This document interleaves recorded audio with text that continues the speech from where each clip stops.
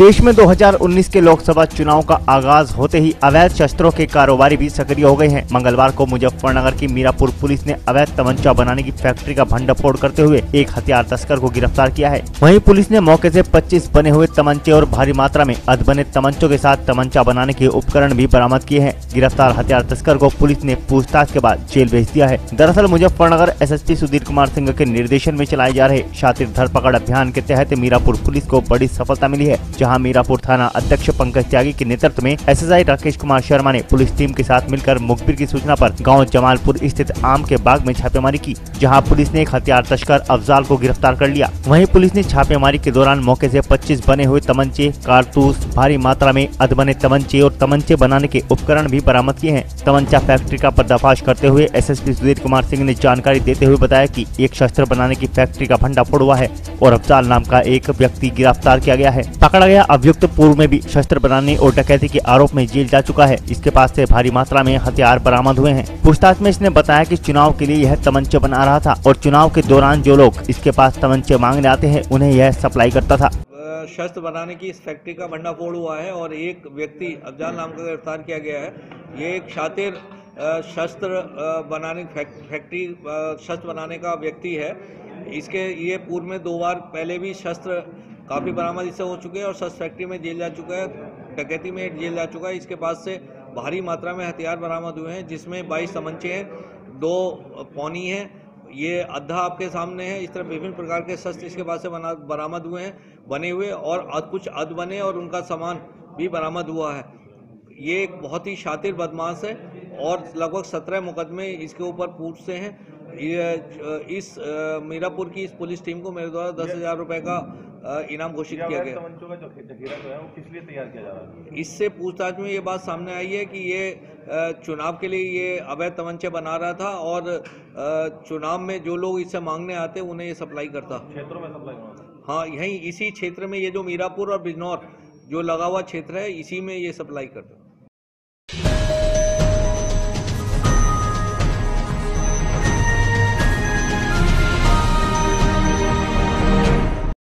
Bhim army की हुंकार rally कल सहारनपुर से चली थी और रात देवबंद के गांव हाशिमपुरा में रुकी। आज सुबह इस रैली को मुजफ्फरनगर जाना था। इसी दौरान देवबंद पुलिस ने आदर्श आचार संहिता का उल्लंघन करने के आरोप में भीम आर्मी के संस्थापक चंद्रशेखर को गिरफ्तार कर लिया। इस रैली को 15 मार्च तक दिल्ली पहुंचना था। चंद्रशेखर आजाद की गिरफ्तारी के बाद गाँव के लोगों पर भीम आर्मी के समर्थकों ने गाड़ी का घेराव कर और पुलिस प्रशासन मुर्दाबाद के नारे लगाते हुए मुजफ्फरनगर सहारनपुर हाईवे पर सड़क पर जाम लगा दिया। भीड़ बढ़ते देख पुलिस के आला अधिकारी मौके पर पहुँच गए। अचानक चंद्रशेखर आजाद की तबीयत बिगड़ गई। हालात बिगड़ते देख मौके पर एम्बुलेंस को बुलाया गया और डॉक्टरों ने प्राथमिक उपचार के बाद चंद्रशेखर उर्फ रमन को मेरठ के लिए रेफर कर दिया।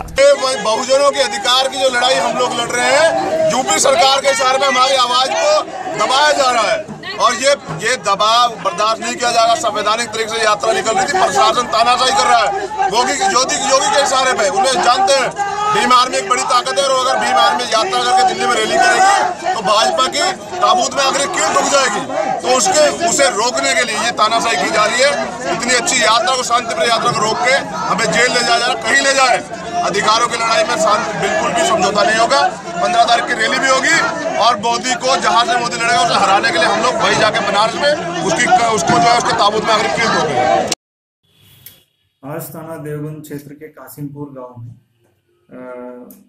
भीम आर्मी के स्थापक चंद्रशेखर और उनके जो सपोर्टर्स एमसीसी की वायलेशन में वहां से कुछ मोटरसाइकिल और 4 व्हीलर में जुलूस निकालने की कोशिश की, यहाँ से मुजफ्फरनगर जाने की कोशिश की। इसी सूचना पर मौके पर स्थानीय पुलिस पहुंच गया, थाना देवबंद की पुलिस और सीओ देवबंद मौके पर पहुंच गए और इन्हें एमसीसी कोड के बारे में समझाने की कोशिश की है। चुनाव आयोग के द्वारा दिया गया तमाम दिशा निर्देशों के बारे में बताया गया है कि ये बिना परमिशन, बिना एडमिनिस्ट्रेटिव अनुमति के बिना कोई भी जुलूस या पब्लिक रैली या पब्लिक गैदरिंग आप नहीं कर सकते हैं। वो आदर्श आचार संहिता का उल्लंघन है। ये पूरी तरह से उनको समझाया गया है, जानकारी दिया गया है। इतने जानकारी देने के बावजूद एमसीसी कोड ऑफ कंडक्ट को वायलेट किया गया है भीम आर्मी के संस्थापक चंद्रशेखर के द्वारा और उनके सपोर्टर्स के द्वारा। उस रैली निकालने को लेके स्थानीय पुलिस के द्वारा रोका गया है। इनको प्रिवेंटिव डिटेंशन किया गया है, जो एमसीसी की गाइडलाइंस के अनुसार आगे की कार्रवाई की जा रही है।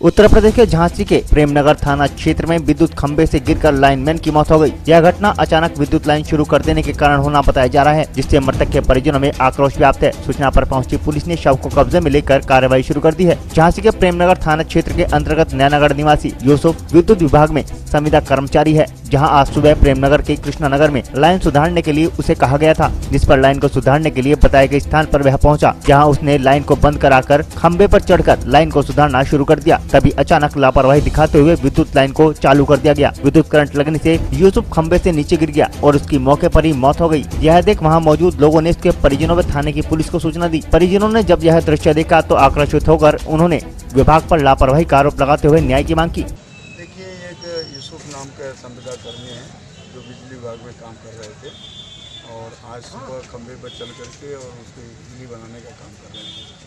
उसी में अचानक जो है बिजली प्रवाहित की और उसमें करंट लगने से उनकी डेथ हो गई है।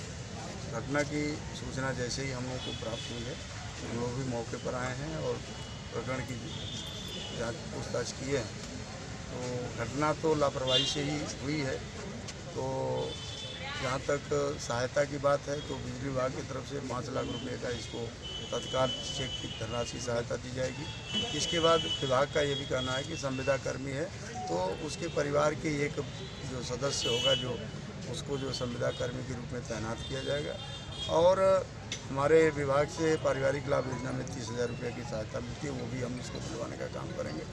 और जो इनका इंश्योरेंस रहता है वो, लेकिन इंश्योरेंस का एक प्रोसेस होता है, उसमें 1-2 महीने का समय लगता है। तो हमारा पूरा प्रयास ये है कि उसको, गरीब आदमी है, उसके छोटे छोटे बच्चे हैं, जितना अधिक से अधिक उनकी सहायता हो सकती है वो हम करेंगे।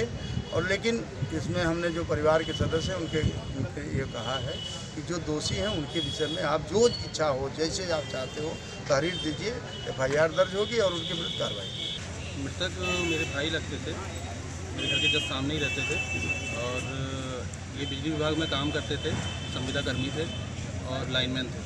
इन्होंने इनके पास मीटर रीडर थे कि लाइनमैन थे? लाइनमैन थे। ठीक। इसके बाद इनको खबर आई होगी कि यहाँ से लाइन वगैरह में कोई प्रॉब्लम है, जो भी है, तो उन्होंने अपने आदेश लेकर वहाँ पर लाइन सुधारने गए। तो इन्होंने अपना पूरा जो भी इनका काम होता है उन्होंने उस तरीके से पूरा काम किया, शटडाउन लिया इन्होंने अपने अधिकारी से आदेश लेके शटडाउन लिया लाइट का। इसके बाद ये लाइन पे चढ़े, लाइट चली गई, इसके बाद लाइट चली गई। इन्होंने काम करना शुरू किया। काम इनका चल रहा था कि अचानक से लाइट दोबारा आ गई। किसकी आदेश पर आई कोई आइडिया नहीं है कि किसकी गलती है, एक्सीएन की गलती है, अधिकारी की गलती है या ठेकेदार की गलती है, हम लोग को कुछ नहीं मालूम। लेकिन इसके खिलाफ कार्रवाई होनी चाहिए, क्योंकि अभी आप लोगों ने किसी अधिकारी संपर्क किया? हमने अभी सारे अधिकारी अभी उपस्थिति में कोई स्पॉट पर कोई भी बिजली विभाग का कोई भी अधिकारी मौजूद नहीं था। तकरीबन 2 से 3 घंटे कोई अधिकारी नहीं आया। उसके बाद जब आए हैं, जब हम लोग पहुँचे, हम लोगों ने पुलिस प्रशासन को बुलाया, पुलिस प्रशासन पूरा आ गया था। उसके बाद एसपी साहब आए, एसपी साहब ने भी काफ़ी फ़ोन किए, तब तक कोई नहीं आया। उसके बाद अब थाने में अधिकारी आए बिजली विभाग के, पुलिस वालों ने, पुलिस भी आई पूरी, उन्होंने करे पूरी तहकीकात करी, सब कुछ करा, लेकिन कोई बिजली विभाग का अधिकारी आया ही नहीं और आने के लिए तैयार भी नहीं था। कई फ़ोन करे गए। फिर उसके बाद यहाँ पर जब अधिकारी आए, SSP साहब आए, उन्होंने फ़ोन करवाए, तब जाके बिजली विभाग के 2 अधिकारी भी आए, अंदर बैठ के मीटिंग चल रही है।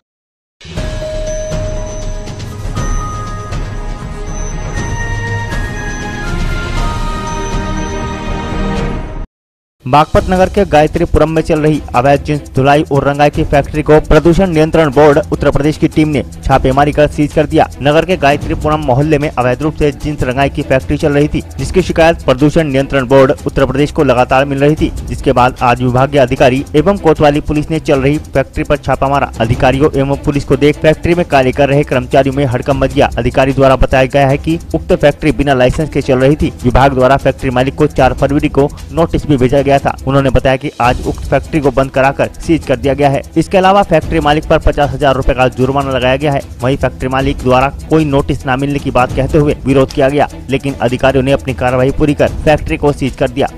ये जीन्स रंगाई और धुलाई की फैक्ट्री है और ये जो है हमारे बोर्ड से बिना सहमत, बिना एनओसी के स्थापित कर संचालित किया जा रहा है। इसके विरुद्ध बंदी आदेश हमारे बोर्ड मुख्यालय से जारी हुए हैं, जिसके परिप्रेक्ष्य में इसको बंद कराया गया है जिला प्रशासन और पुलिस के सहयोग से। कुछ चीज़ें यहाँ से सील करने के बाद किसी को अरेस्ट भी किया है या आखिर क्या कार्रवाई रहेगी? नहीं, बंदी की कार्रवाई केवल की जाती है, बंदी किया गया।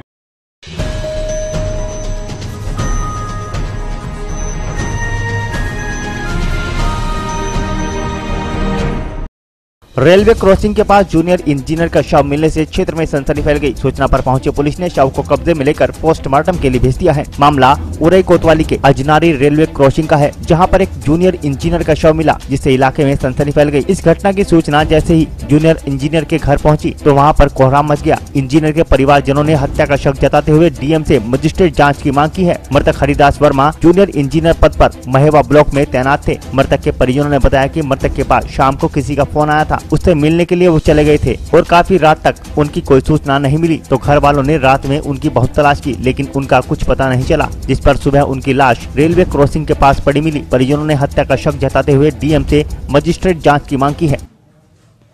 आज सुबह एक डेड बॉडी रेलवे लाइन के पास पड़ी होने की सूचना मिली थी।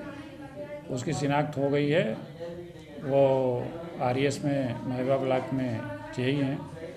अब सभी पहलुओं पर जांच की जा रही है। जांच के बाद कार्रवाई की जाएगी।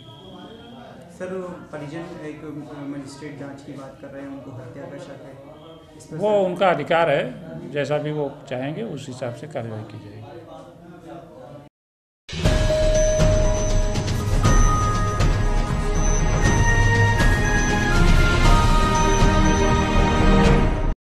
जनपद जालौन के कोच कस्बा स्थित सेंट्रल बैंक ऑफ इंडिया में जब युवक पैसा जमा करा रहा था, तभी युवक के पॉकेट से टप्पेबाज द्वारा टप्पेबाजी करते हुए 8,000 रुपए निकाल लिए गए। बताते चले सेंट्रल बैंक में जमा काउंटर पर पीड़ित युवक द्वारा 15,000 रुपए जमा किए गए थे, जहां शेष बचे रुपयों को पीड़ित ने अपनी जींस की बाईं जेब में रख लिया था। जब युवक काउंटर पर पैसे जमा करा रहा था, तभी उसी समय टप्पेबाजी की घटना घटित हुई। बैंक के बाहर आकर युवक ने अपनी पॉकेट में देखा तो उसके होश उड़ गए। पीड़ित ने शाखा प्रबंधक को जाकर उक्त घटना से अवगत कराया, तो शाखा प्रबंधक ने सीसीटीवी फुटेज खंगाले, जिसमें युवक स्पष्ट रूप से टप्पेबाजी की घटना को अंजाम देता नजर आ रहा है। मामले की तहरीर पीड़ित द्वारा कोतवाली कोच को दी जा चुकी है। अब देखना है कोतवाली पुलिस इस घटना को किस अंजाम तक पहुंचाती है। सेंट्रल बैंक में आया था आज सुबह 12 बजे के समथिंग पैसे जमा करने, तो मैं घर से 23,000 रुपये लाया था और 15,000 रुपये मुझे जमा करने थे। तो 15,000 रुपये मैंने जमा कर दिए और 8,000 रुपये जेब में, पीछे वाली जेब में मैंने डाल लिए।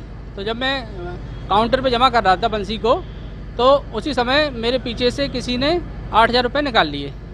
जब उसकी शिकायत हमने मैनेजर साहब से की तो उन्होंने कहा कि हमें लिखित कंप्लेंट दो, मैं मौखिक नहीं मानता हूँ। आपने लिखित कंप्लेंट दी है? क्या हाँ, बोला उन्होंने? हमने लिखित कंप्लेंट दी तो उन्होंने ये कहा कि आप थाने में जाके संपर्क कीजिए। हाँ, बैंक का क्या मामला? बैंक से क्या बताया? पुलिस आई थी, वो पुलिस ने आए, उनने मैनेजर साहब से बात की, लेकिन कुछ रिस्पॉन्स नहीं मिला पुलिस की तरफ से। मैनेजर साहब ने क्या कहा? मैनेजर साहब ने ये कहा कि हम दिखवाते हैं अभी, और वो आगे उनने कुछ नहीं कहा हमसे कि आपका क्या होगा क्या नहीं होगा।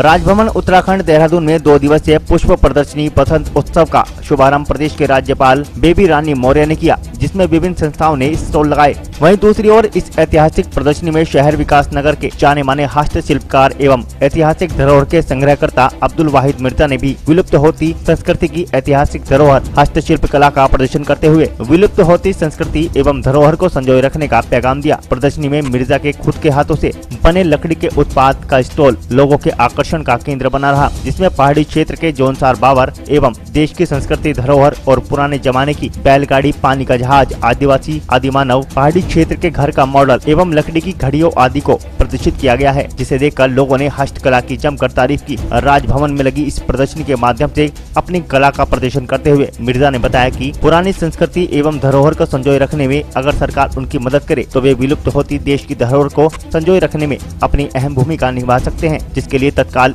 एक संग्रहालय बनाए जाने की आवश्यकता है। मिर्जा ने संग्रहालय स्थापित करने के लिए सरकार से आर्थिक सहायता की मांग की, ताकि भविष्य में अपनी हस्तकला के जरिए आने वाली युवा पीढ़ी को भी स्वरोजगार से जोड़ सके। सराज में फर्स्ट टाइम राजभवन अनुभव में आया हूँ और मुझे यहाँ पर मैंने सभी स्टॉल घूमे हैं और इस स्टॉल पर आकर मेरी निगाहें एकदम थम गई क्योंकि मैंने ये चीज़ पहली बार देखा, बहुत ही यूनिक है। और इस घर को आप देखिएगा कि इस घर को देखकर के मुझे वो पुराने दिन याद आते हैं जब मेरे पेरेंट्स इस तरीके के घरों में रहा करते थे और मेरा बचपन भी वहीं पर बीता।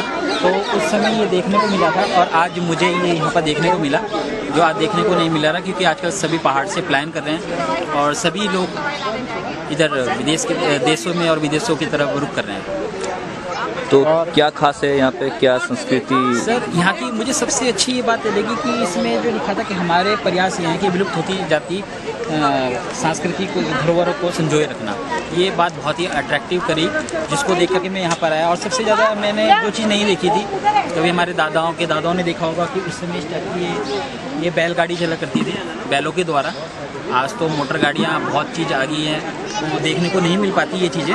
तो ये देखकर ये भी एक बहुत आकर्षण का केंद्र है जिसे देखने का मेरा मन यहीं पर ठहर गया। और सर मैं बताऊँगा कि ये जो पेंटिंग है, ये पेंटिंग फ्रेम और इसमें बनी हुई जो इससे ये लगता है कि पता नहीं कितने जो होगा कि कितनी गरीबी हमारे देश ने देखी होगी।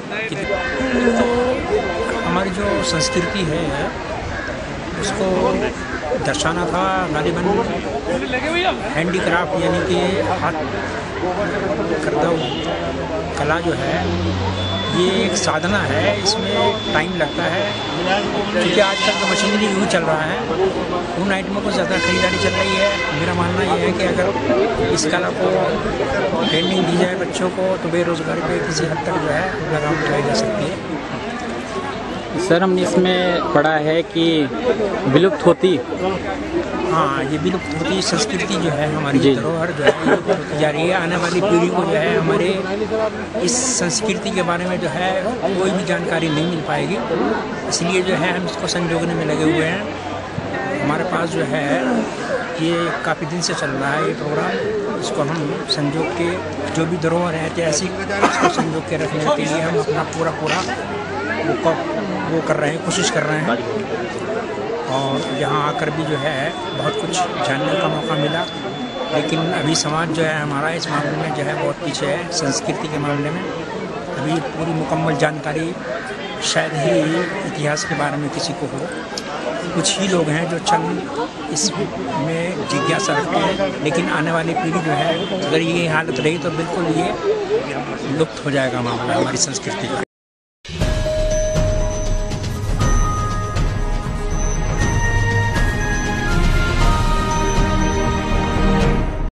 मुजफ्फरनगर में इन दिनों बदमाशों के हौसले बुलंद होते जा रहे हैं। खतौली कस्बे के इंदिरा चौक पर सरे बाजार एक दूध व्यापारी की अज्ञात बदमाशों ने गोली से भूनकर हत्या कर दी और मौके से फरार हो गए। घटना की सूचना मिलते ही थाना पुलिस मौके पर पहुंची और मृतक व्यापारी के शव को कब्जे में लेकर पंचनामा भरकर पोस्टमार्टम के लिए भेज दिया और पुलिस मृतक के परिजनों की तहरीर पर अज्ञात हमलावर की तलाश में जुट गई है। दरअसल मामला खतौली कोतवाली क्षेत्र के इंदिरा चौक का है, जहाँ दिन छिपते ही सरे बाजार अज्ञात बाइक सवार हमलावरों ने एक दूध व्यापारी अशफाक की गोलियों से भूनकर हत्या कर दी और मौके से फरार हो गए। दूध व्यापारी ने मौके पर ही दम तोड़ दिया। घटना की सूचना मिलते ही खतौली पुलिस मौके पर पहुंची और मृतक अशफाक को सीएचसी में दिखवाया गया, जहां डॉक्टरों ने उसे मृत घोषित कर दिया। पुलिस ने पंचनामा भरकर मृतक के शव को पोस्टमार्टम के लिए भेज दिया है। वहीं सारे बाजार दूध व्यापारी की हत्या की सूचना मिलते ही एसएसपी मुजफ्फरनगर सुधीर कुमार सिंह भी भारी पुलिस फोर्स के साथ मौके पर पहुँच गए और घटनास्थल का जायजा लिया और जल्द ही मामले का खुलासा करने के निर्देश दिए। इस मामले में एसएसपी सुधीर कुमार सिंह ने बताया कि दूध व्यापारी पास के ही गाँव खेड़ी तकान का रहने वाला है और ये गाँव वालों से दूध इकट्ठा कर डेयरियों पर सप्लाई करता है। आज भी अशफाक डेयरी पर दूध सप्लाई करने के लिए अपने गांव से निकला था। जैसे ही अशफाक डेयरी से चंद कदम की दूरी पर निकला तो पीछे से आए अज्ञात हमलावरों ने अशफाक पर ताबड़तोड़ फायरिंग कर दी, जिसमें अशफाक की मौके पर ही मौत हो गई है। अशफाक नाम का व्यक्ति था जो दूध देने का काम यहाँ करता था, दूध देने यहाँ आता था। ये इसने दूध दिया और इसकी दुकान से मुश्किल से 10 मीटर दूर इसे कुछ लोगों ने गोली मार दी है और ये ब्रॉड डेड हो गए हैं। इनके बारे में पता किया जा रहा है। ये यहाँ से करीब 6 किलोमीटर दूर के रहने वाले थे और अभी तलाशी कराई जा रही है, चेकिंग कराई जा रही है और बहुत जल्दी उनको पकड़ा जाएगा। तो सीसी फुटेज में कुछ देखिए अभी वो सारी चीज़ें देखी जा रही हैं, अभी ये इन्वेस्टिगेशन का विषय है, सारी चीज़ें देखी जा रही है, जांच का विषय है और जल्दी कुछ ना कुछ इसमें निकलेगा, वर्कआउट किया जाएगा। कितनी गोली लगी है सर, कितने बदमाश थे? ये देखिए अभी पोस्टमार्टम के बाद ही पता चले कि बदमाशों के बारे में कोई बहुत ज़्यादा अभी क्लियर नहीं हुआ कितने बदमाश थे, लेकिन मोटरसाइकिल पे 2 अवश्य रहे होंगे और गोली जहाँ तक लगने की बात है अभी पोस्टमार्टम हो जाएगा, पोस्टमार्टम होगा उसके बाद पता चलेगा कितने